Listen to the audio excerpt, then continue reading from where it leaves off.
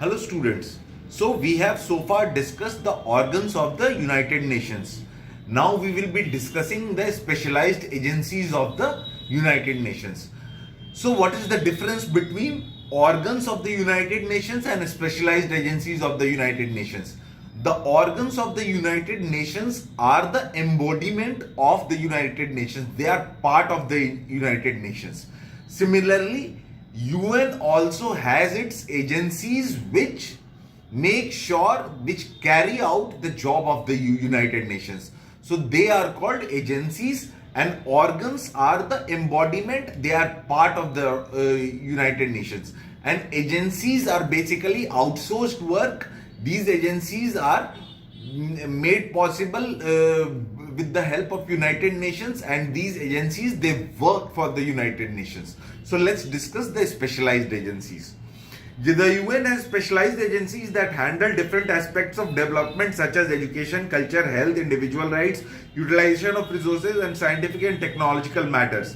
The agencies also tackle global problems like drug abuse, overpopulation, poverty, water scarcity, environmental problems, and so on. The specialized agencies have the freedom to frame their own constitutions, chalk out their own plans of actions, appoint their own staff, and prepare their own budgets. So this is the job of the agencies. They take varied jobs of the United Nations.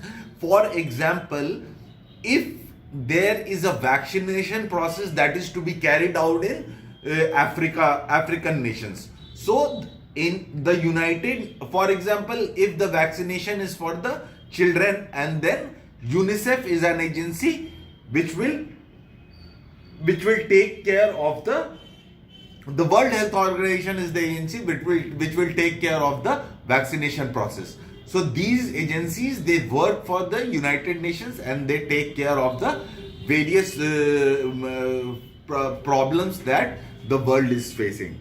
The specialized agencies of the UN publish various reports and journals and maintain websites which contain information related to their respective field of work. Mass media such as newspapers and televisions also circulate such information among people. Some agencies spread awareness through poster campaigns. The information provided by the specialized agencies is usually useful for governments, NGOs, journalists, and individuals involved in development work. So these agencies, what they do, they advertise their work through media, internet, their poster campaigns. They also carry out their advertisement in newspapers. So there are many ways on the television too. So they have so many ways to promote their work around the globe. The specialized agencies of the UN receive donations from governments, NGOs, and individuals for funding their activities. Besides, they raise money by selling items such as books and periodicals, calendars, diaries, etc. The United Nations Children Fund also sells greetings cards. The ECOSOC coordinates the work of the specialized agencies. Let us now learn a little more about some of the specialized agencies of the UN.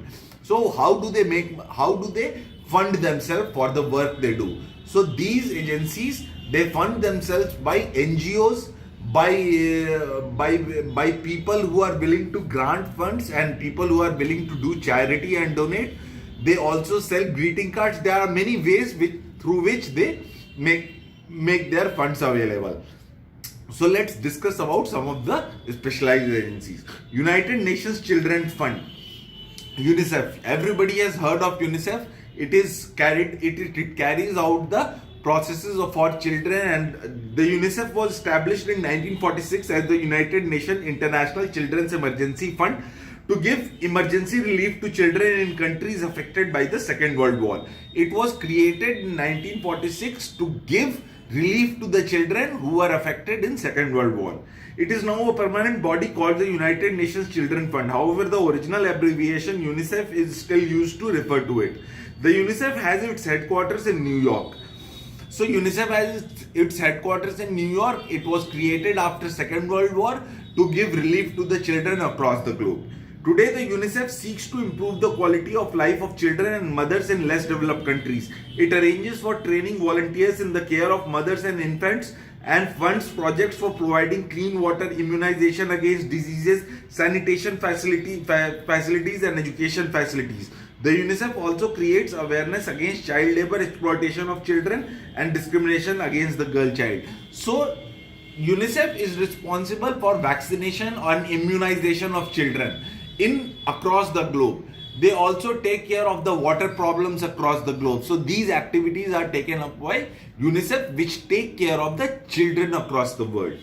United Nations Educational, Scientific and Cultural Organization, UNESCO. Let's discuss in detail about UNESCO. The UNESCO was established in 1946 with its headquarters in Paris.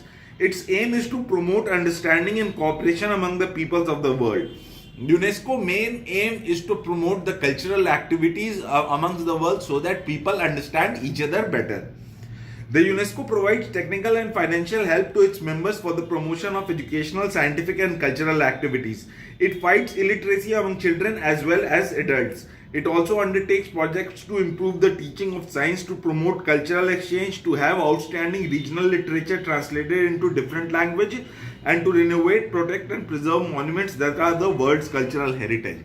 So UNESCO take various activities where they transcribe, they promote cultural exchanges. Also they what they do, they make sure that the work of different authors of different nations, it is translated into the local languages. They translate the word into different languages. That's how UNESCO works. It's basically more about knowledge and cultural exchanges. It takes up literacy programs too. World Health Organization, the WHO, we have a WHO office in Motihari as well. So World Health Organization is spread across the globe. The WHO was constituted in 1948 and has its headquarters in Geneva. It works for the improvement of health standards all over the world. The WHO campaigns against diseases like malaria, plague, cholera, AIDS, etc. It encourages medical research and has set up a network of laboratories to study the causes of diseases, to develop vaccines and to train research workers. The WHO also funds projects to reduce malnutrition in the less developed countries. So WHO, along with the help of UNICEF, it carries out the immunization processes across the globe.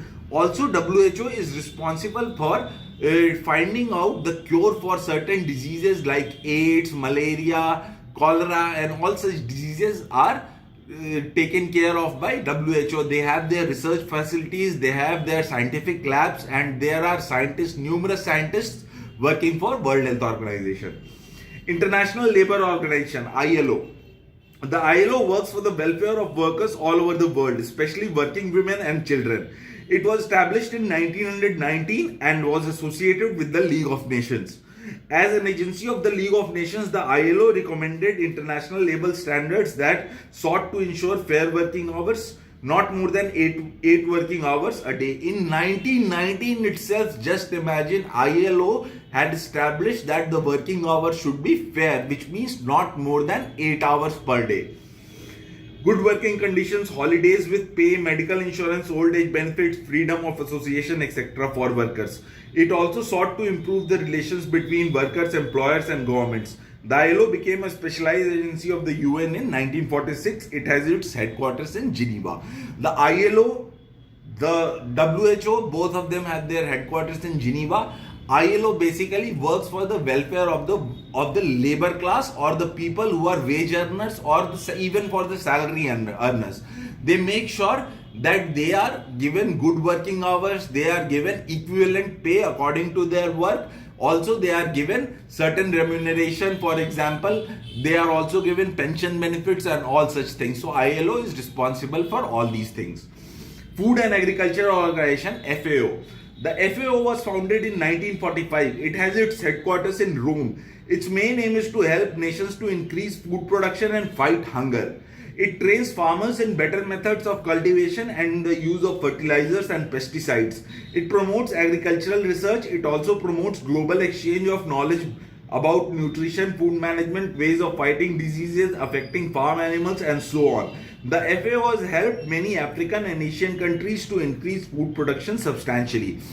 So FAO is the agency responsible for food production across the globe. It has its headquarters in Rome. FAO takes activities such as increased food production, good and modified, genetically modified crops are also being developed by FAO. It has its own research facility, and FAO makes sure that all these hunger is fought amongst the people, and it is made sure that the hunger is taken care of. Nobody should sleep hungry in any nation. So FAO is responsible for all such activities. Let's discuss about World Bank. The World Bank began functioning in 1946 with its headquarters in Washington, D.C. It provides loans to organizations to improve agricultural productivity, provide clean drinking water, spread education, build dams and rural roads, and so on. It also provides advice and technical help for development projects and settle disputes between states and foreign investors. The World Bank Group consists of 5 agencies. The term World Bank refers to 2 of these agencies, namely the International Bank for Reconstruction and Development, IBRD, and the International Development Association, IDA. So World Bank takes care of the banking activities across the globe. It provides loan to weak nations. It provides loans for their development. It also settles disputes between nations and the investors. So World Bank is responsible for all of the accounting and banking practices being carried out in the nations, and our World Bank takes care of that, and it is responsible for handing out loans to weak nations. So that this is the end of the chapter. We will stop here. We'll begin a new chapter in our next class. Have a good day, students.